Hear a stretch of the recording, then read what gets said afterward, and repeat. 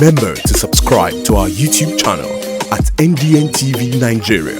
Click on the subscribe button and be the first to get notifications. Some social commentators in the Niger Delta have underscored the need for Niger Deltans to reserve their votes for the candidate with an action plan designed to improve their lots in the 2023 presidential election in Nigeria. Worried that the Niger Delta has not fared well under the government of President Muhammadu Buhari, change agents in the region say they are shopping for a candidate who is genuinely sympathetic to the cause of largely backward communities in Nigeria's oil-rich region. President Muhammadu Buhari's election in May 2015 was generally greeted with high expectations in the Niger Delta. Many had looked forward to a new dawn of environmental justice for scores of oil-impacted communities whose economic survival had been seriously compromised after decades of crude oil and gas production in the region. Others longed for the completion of critical projects awarded to transform the region's economic landscape, such as the East-West and Bodoboni Road projects, the Brass Liquefied Natural Gas project, and a host of others. To their dismay, the Buhari administration is winding up without completing key projects awarded previously to aid development in the Niger Delta.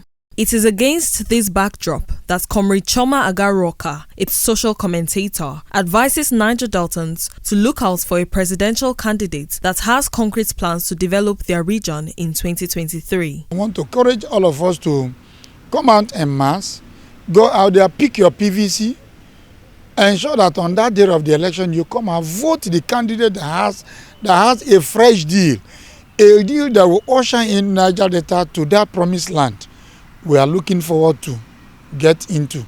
That is the candidate we should reserve our elections for, not considering party. Under the Buhari administration, the Petroleum Industry Bill, designed to transform the oil and gas industry and fund the development of host communities, was finally signed into law in August last year. The Petroleum Industry Act 2021 finally came into existence after many years of delayed passage and provides that 3% of annual operational costs of oil companies be devoted to the development of host communities. However, development analysts in the Niger Delta argue that the government of President Buhari has done little to diversify the region's economy to unlock its vast economic potentials in the tourism and maritime sectors. Peter Chijoki, a businessman based in the Niger Delta, looks forward to a president with the political will to revive a handful of decaying seaports that are capable of generating thousands of jobs in the largely backward region.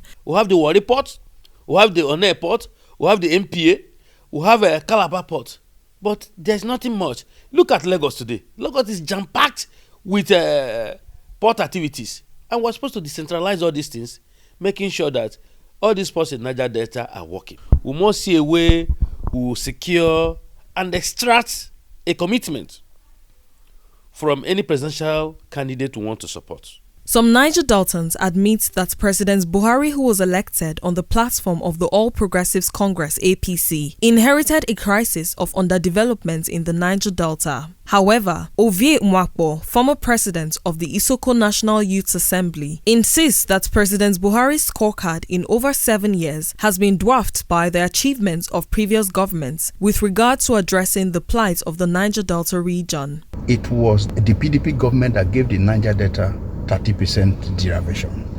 It was the same PDP government that created the Niger Delta Development Commission. It was the same PDP government that also created the Ministry of Niger Delta. It was the same PDP government that brought about the Presidential Amnesty Program. Then you look at the EPZ project at Ogidegben that was initiated by the government of President Goodluck Jonathan, a PDP government. Today, the project has become an elusive search for essence. So you can say that the APC government never meant well or mean well for the region.